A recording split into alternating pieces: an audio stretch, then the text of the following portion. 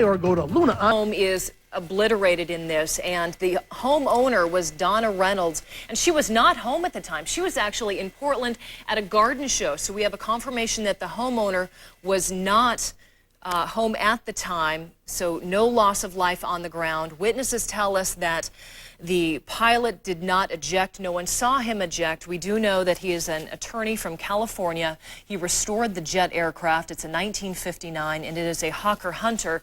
We have John Becker live in Sky 8. John? Yeah, good afternoon, guys. These are, I believe, are the F-18 Hornets who were supposed to be in that show, right? Really in the next act, if you will. They are taking off. They're resuming flight operations here at the Hillsborough Airport.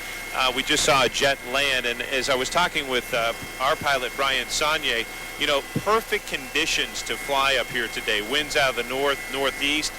You'll see these jets take that path in just a minute that faithful airplane took that crashed about an hour and a half ago, guys. And you can see this is exactly what it would have done, is lined up on the runway like this, headed out to the north wind, into the wind, as these jets are doing right now, and taking that trip down the runway, passing the folks at the air show, passing the other planes that have gathered here. Again, this is a huge event. It's been going on for 2 days here in Hillsborough, and a really terrific event. Been going on for almost 2 decades now, and you can see that military jet just streaking into the sky, and the wind's really negligible at this point. So that's the path that jet would have taken, and then circled around as these guys are doing. And Scotty, we can bring them back now as you guys get a sense of just sort of where the proximity is of the runway to the crash scene. So that jet would have circled back around, and as we zoom back around, probably taken a little different path, a little wider path than we are taking. But then comes into view the neighborhood that we've been talking about for much of the last hour, guys. And we can see on the left-hand side of the screen, it looks like fire crews dousing that one home there. Amy, you've been here longer than me. Is this one of the homes that caught on fire? There were 3 of them that the plane that. Yes, 3 homes involved. 3 of them hit 3 homes. 2 of them caught fire. One of the homes is a complete loss. That was Donna Reynolds.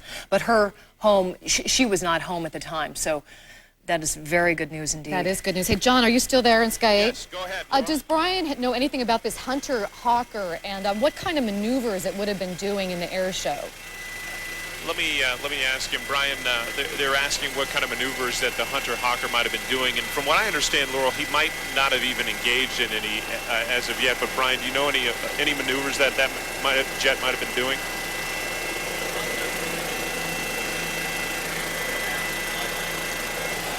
To the particular aircraft that was flying. From witness accounts, we do know that it seemed like it was a slower takeoff than normal, and he had spun around and the wings were literally tipping the trees, and then it suddenly just floated, just sunk right into the homes.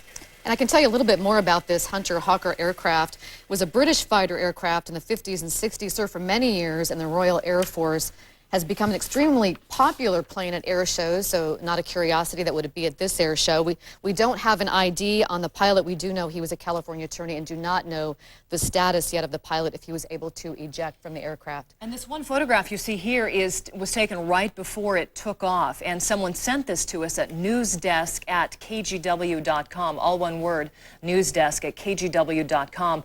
I'm not sure if we can bring up those other photographs that folks have also emailed to us just after takeoff and then in the trees, if we're able to do that. People have been sending in emails. As you can imagine, 65,000 people out at the air show, a lot of cameras there.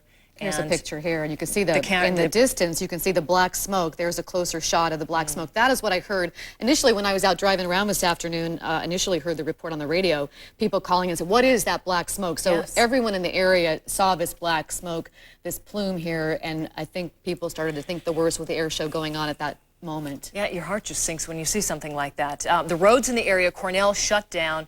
This is northeast 60th, and we have so many notes out here on our desk. Let's go to Keely Chalmers right now. She's on the ground near where the plane went down and the neighborhood that's affected. Keely, what can you tell us? Well, basically, I can tell you what, I think we were having some audio difficulties the last time I came on, but I spoke with, about 5 minutes ago, the woman who owns one of the homes that was hit, and we're told basically the home that suffered the most damage in this crash. Her name is Donna Reynolds. She was in Portland at like a garden show or garden tour when this crash happened. She came about 20 minutes after the crash. Police wouldn't let her go past the lines. She had gone to the show with a friend, so her and her friend had left from the home. Obviously very concerned, not able to get back to the home to see the damage. She was just able to get back there probably about 5 or 10 minutes ago. Now, one of the things police officers out here wanted to talk to her about was whether or not she had somebody inside of the home, anybody she knew who may have been in the home or around the home, because according to one of the police officers, there was a person that was unaccounted for in this area. And again, they were wanting to ask Donna and her friend if, again, somebody might have been in the home, in the car, or anywhere around this area, but those ladies told me that no. Basically, they left the home empty. They didn't know anybody who would have been in that area. But as we know from that conversation, it sounds like there might have been one person that is unaccounted for. But again, at this time, we're hearing of no injuries on the ground. But as we've mentioned, and as one of the gentlemen I spoke with a short while ago said, that as he watched the plane go down, watched the plane take off, watched the plane basically kind of take off slowly and look to maneuver away from the neighborhood and possibly back toward the airport, because we can presume he might have known, the pilot might have known there were some sort of mechanical problems, trying to get away from the neighborhood, sunk down below some trees to a level where witnesses say they would have been able to see if the pilot would have ejected or parachuted or tried to bail out of the plane. And they tell me that they did not see any of the sorts, and then seconds later basically followed saw a huge plume of smoke, some witnesses reporting an explosion in this area. But again, what we know right now, no injuries at this point. But again, according to one of the officers that we spoke with just a while ago, one person may be unaccounted for. Who that person is, we don't know at this time. Keely, thank you. We know that a press conference has been called. This will be at the Hillsborough Air Show. It'll happen at 6:30. News Channel 8's Jane Smith is there, and the press information officer for the air show has not confirmed the whereabouts of that pilot. From witness accounts, the pilot did not eject. They did not see a parachute. What witness accounts are saying is that the aircraft floated down. It appeared to lose power. Its wingtips tipped those trees, and then it hit 3 homes, 2 homes on fire. This happened at 4:28 this afternoon. The F-18s were on the runway getting ready to go and take part in this as well. And immediately after this crash, the air show was shut down. The roads in the area there are closed down right now. Let's go back up to John Becker in Skye, and what does the scene look like from your vantage point up there, John? Well, guys, really, you talk about traffic in the area, and people are really getting the message, staying well away from this area. Scotty, if you want to back out a little bit, and firefighters, you know, we saw that initial white smoke that's really dissipated a lot when we first got on the scene about 45 minutes ago. And that's great news. And you can see I believe that's Evergreen Parkway, and just across there at Intel campus, Ronler Acres is what we've been guessing up here is near where this crash happened. You can see it there at Intel campus, and that may give you a geographic perspective of just where we're sitting above here, about 1,600 feet in the air, again about 2 miles out from where this happened. Scotty, if you can move back toward the neighborhood again and give people a better idea of just how closely those homes are grouped. Again, this is just a normal neighborhood, and you all heard the same reports I did, that some kids selling things in the area at the time of this, selling raffle tickets, some children going door to door. So just normal operations, and then all of a sudden, out of nowhere comes a plane diving down into the neighborhood. It's been incredible to hear the people that have called us on the phone, and and shared some of the stories of what they saw today, guys. Indeed. There was a gentleman by the name of Greg Pallam. He is a retired firefighter from the East Coast. He happened to be there at the Hillsborough air show, his first time. It's 19 years going, and it was his first air show there in Hillsborough. He said that they announced that this was a restored jet aircraft in 1959, Hunter Hawker, that the pilot is a California attorney who lovingly restored this particular aircraft. And there you see a photograph of it that one of our viewers took and sent that in to us. This is just before it took off. They sent it to newsdesk at KGW.com, sharing, some of the excitement out there. We want to go to Ron Peterson now, our meteorologist here, and talk about the weather conditions, always an important factor when fighting a fire and also during the air show. Ron, what can you tell us? Well, the air conditions have been just fabulous all day long. You've looked at sunny skies, you've seen temperatures in the mid-80s, and the winds have been light, and that's the way the weather has been all afternoon. It's still about 86 degrees in Hillsborough. The winds are still light out of the northeast, about 6, 7, 8 miles an hour, and the weather will continue to be this way through the evening hours. So weather doesn't appear to be a factor for the firefighters. I doubt that it was a factor for the flight. Things have been moving smoothly weather-wise and will continue to be sunny and warm through the afternoon with nearly unlimited visibility.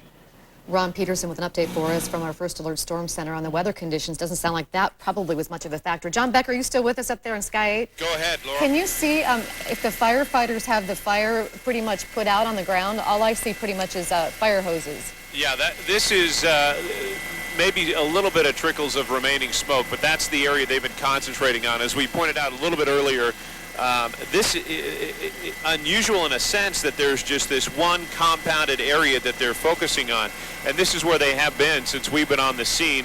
No other places where they're putting water or have roped off areas. This is the one spot where they have really concentrated all their efforts on the 3 homes again that were hit by this, one apparently or 2 obliterated by the impact of that jet when it went down around 4:30 this afternoon, guys. John, maybe we can have Scott Williams pull out just a little bit and show a little broader vision, and we see one home is completely gone. We know that 3 homes were hit, 2 on fire. So the home that we see here, Amy, I'm just asking to fill us in here, the home with a big black cavernous area, is that where the home used to be? There's no home there anymore. That is where the home used to be. The woman who owns it, Donna Reynolds, was actually at a garden show in Portland. Our reporter on the scene, right, Keely Chalmers, had talked to her, and she was saying had she come home 20 minutes sooner, she would have had been right in the middle of all of that. So luckily, no one inside her home. That's it just looks like a vacant lot at this point. It does. So that would seem to be the impact where the plane went down right in that area. And John, you've been flying over that now for nearly an hour. Have you been able to see a fuselage or a bit of that aircraft yet? We've been looking and just not able to find anything, guys. I mean, the biggest chunk we saw is right kind of where Scotty's zooming right now. And little parts where the firefighters are putting water on. And I'm assuming if this plane hit 3 homes, indeed, you're looking at one maybe just to your left there of the screen that you can barely see a little bit of, but you can see some black smoke and that type of thing on where firefighters appear to have cut some holes to vent the roof a bit, vent the smoke so they could get at the fire. And then where they're standing would be apparently Donna's home is what I'm surmising from where we stand. And then where they're shooting water, it appears the other home that was hit. That's sort of what I've gotten geographically from where we are right now, guys, and at least half that home certainly missing as well. And John, from your vantage point, you have the unique view of how many fire crews are on site. We know this was a 3 alarm, which means that additional crews will be out there possibly from more than just Hillsborough Fire Department. Absolutely, and Scotty, if you can zoom in right now on that ladder truck to the right, we've been seeing him just on this scene all day, and since we've been here, and I guess the good news is he's putting the ladder away and appears to be ready to vacate the area. You can see 3 trucks on, at least 3 or 4 trucks on that side, and then if you move to the other side, Scotty, we'll see more trucks come into view as well. So that's really where they concentrated, at least a half dozen just in that vicinity, and then other parts as well. I think you pointed it out earlier, Amy, a lot of trees surrounding this area, and had that fire gotten away from them, you can see at the bottom of your screen a lot of dry grass and brush kind of around that area in that field there, and I'm sure that was a concern because these homes sit so close to that green space in that home there on the left side of your screen. They've certainly done a remarkable job holding it right there to that area right around the home. We have Jane Smith, who is about to take part in a press conference and learn more information about this. But Jane, you've also spoken with an eyewitness. Right, Amy, and I have him here with me right now. His name is Steve Printep. And Steve, you were at the air show. Tell us what you saw. We just saw the Hawker, the Night Hawker, whatever it's called, take off. And it took off really loud, and then we didn't hear anything for a while. I mean, usually when the planes take off, they fly around, and you can hear them, you can watch them all the time, but it disappeared for a while. So we're looking at other places, all of a sudden everybody gasps, and we all looked over there, and then we see the plume of smoke, and it just gets bigger and bigger and bigger. And then they come on the announcements, and they're just like, we're closing the air show early, so everybody has to go home now. And then you see a couple helicopters take off, and they go over there, and then the emergency vehicles leave, and they go over there. And so me and my friends got in the car, and we're like, let's go check out what happened. So we get over here. Well, we try to get over here, and then all the cops got all the roads blocked up, so we had to make our way over here. But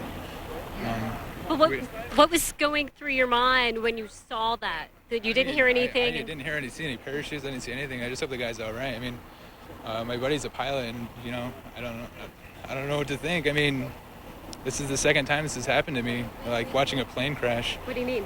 I was at the Dalles airport last year, and we watched a plane crash there too. So it's kind of unlucky. I don't know if I should go to air shows anymore. And one of the friends who's with you is a pilot. Yeah. So what is he thinking? What is he saying about all that? He was just talking about how he was just thinking of what they were saying over the radio to each other, and plane down. Yeah. He's just we're all kind of scared for the guy, and then we heard that it hit houses, and so we just hope everything else in there is all right. Everybody in there is all right, And Steve, we've been using some of your photographs on air today. Can you kind of walk us through some of the pictures that you took? Yeah, the first one was just the plane taking off. It was taxiing. They're just like, here's the its name. I can't remember its name. And then it took off. It was really loud. It was a really nice plane. It was really shiny and stuff. So it took off, and then it circled around, and then all of a sudden it blew up. And so I'm like, I gotta take pictures. I gotta keep the camera on it. And so we took pictures continuously of the smoke when it was small, and then it was getting larger and larger. And then it was just really big. Oh yeah, there's the smoke when it was smaller. And then it keeps getting bigger and bigger and bigger, It was just pretty scary.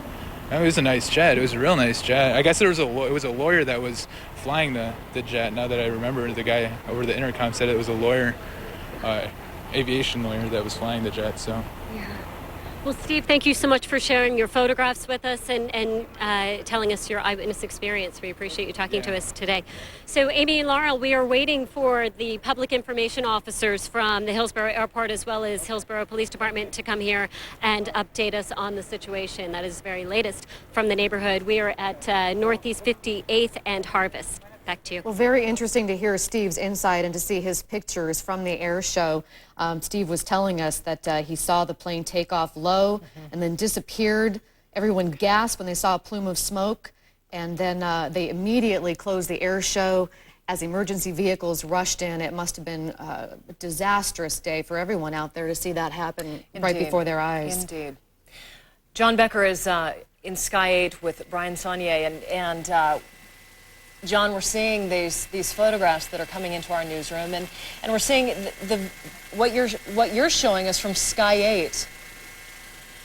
Yeah, I wish we had some before and after pictures of this neighborhood, but you can see there's a tarp over that red car. That appears to be a garage there that is partly obliterated from that house, and you can see burned out there. We've seen firefighters in spacesuits walking through there, those really heavily fire retardant suits with the silver on them, and some of them pulling out now. It looks like they really obviously have gotten all the smoke, the fire danger out of the way, and just sort of in the cleanup phase now. And as we've been doing throughout the day, guys, I'm going to ask Scotty to pull out and give you some perspective of where the crash scene is in relation to the airport for folks just coming home. As we know, this is a Sunday night. A lot of people just getting home wondering what's going on. Well, We're out near the Hillsborough Airport where there was an air show, some 65,000 people in attendance over the last few days, certainly. And you can see as we pan around from the crash scene where this Hawker Hunter went down, you can see the runway here at Hillsborough,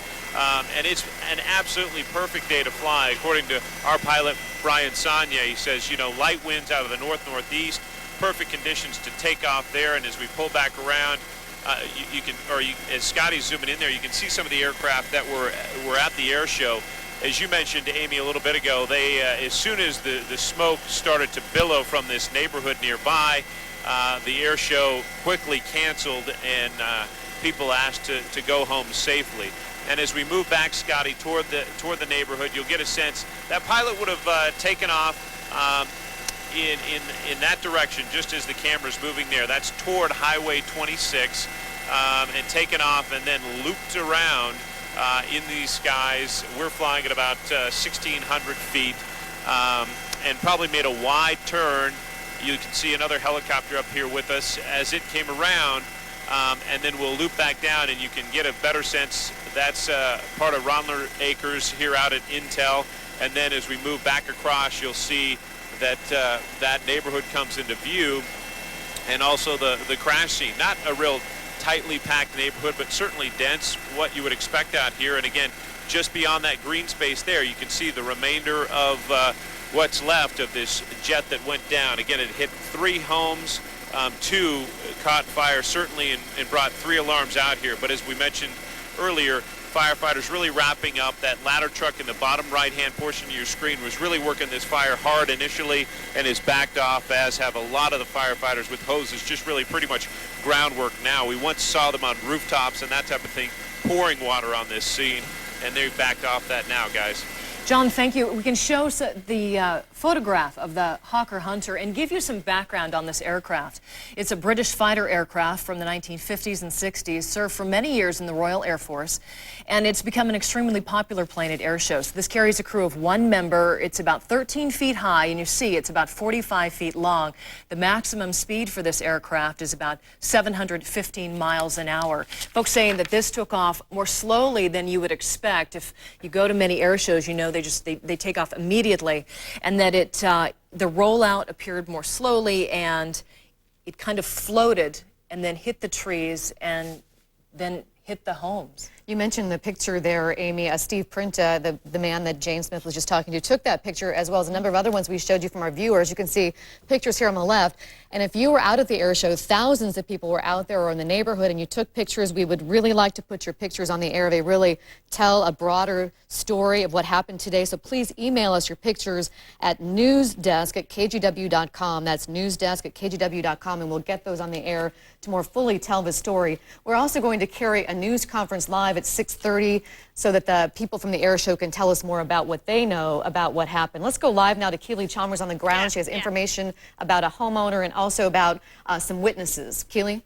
Yeah, as you just said, there is a press conference scheduled to take place here in about 10 minutes. We just saw the PIOs drive through the police line in that white car down there. It looks like right now they're kind of debriefing, gathering information, and again, we expect to hear from them in less than 10 minutes. I also just spoke with another neighbor, a woman who lives about 3 homes away from the crash. She also not allowed to go home, not allowed to cross this police line here, but she said she was on her way back home when the crash happened. She got a phone call from her husband, who was out in the driveway watching the air show. She says that her husband watches the air show every year from the driveway. He called her, and she said she had never heard him sound like this before. He was devastated. He said, "You won't believe this, but I just watched a plane come in and crash literally yards away from our house." Obviously, folks in this neighborhood devastated by what they witnessed. One person said it looked like the plane came in kind of perpendicular and crashed into the home. Right now, this woman not able to even find her husband. Apparently, this area evacuated. Again, folks, loved ones not knowing where a lot of their loved ones are at this point, because again, this area has been evacuated. They don't know where the the residents have been evacuated too. But again, as John pointed out, the fire under control right now. We're really not seeing smoke. We expect to hear from the PIOs on this crash, the investigation, which is obviously ongoing, and try to get more details to you here just momentarily. And Keely, you were mentioning, people wondering where their loved ones are. We probably should let folks know who are just tuning in that we have no reports of any injuries on the ground. You mentioned possibility of one person unaccounted for, but so far no injuries reported, and we don't know the status of the pilot. But if people are worrying about people they haven't been able to get in contact with on the ground, they're probably just moved to another area that everyone seems to be okay. Indeed. We will have more information from the press information officers are going to have a press conference in just a few moments. We will carry that live to give you more information. These are new photographs coming into our news desk at kgw.com. Folks sharing what they witnessed this afternoon. This was about 4:28. We have Dave Selesky on the line who can shed some light on this Hawker Hunter. Dave? Yeah, Amy, it was a frontline military jet for the British Air Force, the RAF, back in the late 1950s, early 1960s. They all have been retired from British military service in all of the Commonwealth countries back in the 1960s, 1970s. Very powerful jet. Frontline has a pretty good history of safety with it. Strong airframe, and those that are left flying right now are, like what you saw at Hillsborough, are on the air show circuit. And Dave, from what we've been hearing, the weather was really just perfect for flying. Is that what you would say too? Yes, it's quite true. As a matter of fact, Laurel, I was up this morning and this afternoon in my own airplane. It's clear blue skies. As pilots call it, it was Kavu conditions, which is clear and visibility unlimited. It was warm, as we know. I mean, temperatures were in the 80s, but the winds were light, and a lot of folks were out flying today that had their own private airplanes, and weather did not, to the best of my knowledge anyway, play any kind of an issue with this accident. I know you're not an investigator, Dave, but can you give us a range of scenarios from the witnesses that we've heard from saying that the plane took off low, then disappeared below the tree line, of what might have gone on, what might have happened? Mechanical problems? It sounds like it's some sort of a mechanical problem with this aircraft. I mean, a scenario here might be, since this airplane was performing at an air show, typically they would be doing what's called a high-performance takeoff or max power takeoff, where the pilot runs down the runway, takes off, and does some kind of maneuver on takeoff with this aircraft. I mean, understand this is a very high-performance aircraft, even for the day. Today, when this airplane was made in the 1950s, even today, it's still considered quite high performance. The pilot probably did some kind of a full performance takeoff. Something mechanical may have gone wrong, some kind of an engine failure perhaps, or even, ingestion of material, or what they call FOD, or foreign object, or foreign debris, could have been sucked up by that jet engine and could have caused some kind of a power failure.